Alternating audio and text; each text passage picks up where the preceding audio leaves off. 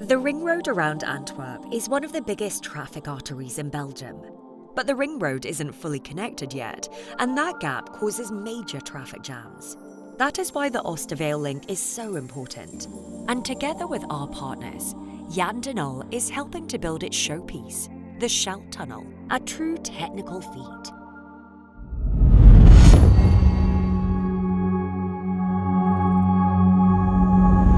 The tunnel is 1.8 kilometers long. It connects the right and the left bank of the river Scheldt. It has 3 lanes in each direction and a tube for the cyclists. It's an immersed type of tunnel, which means that we build it in a dry dock in Zeebrugge. There we built the prefabricated elements. Each one of the elements weighs 60,000 tons. While the elements were being built in Zeebrugge, our teams in Antwerp were preparing the riverbed where the tunnel would eventually be placed.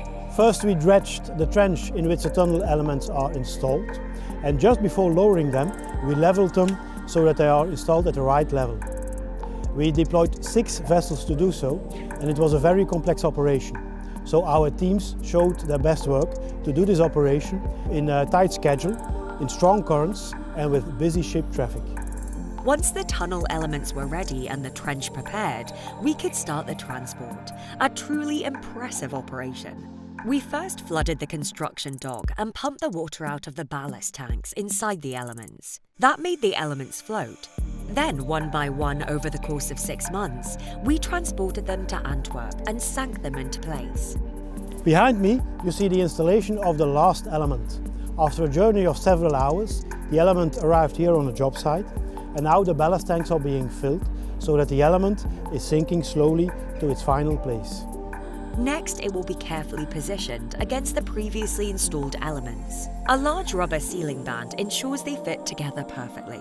After that, we place sand underneath a new element to anchor it firmly. With this 8th and final element, the tunnel now forms one continuous connection between both riverbanks. In the coming months, we will remove the temporary equipment we installed for the sinking operation, and we will complete the technical installations in the tunnel. The tunnel will be open for cyclists in 2028 and will be open for traffic in 2030.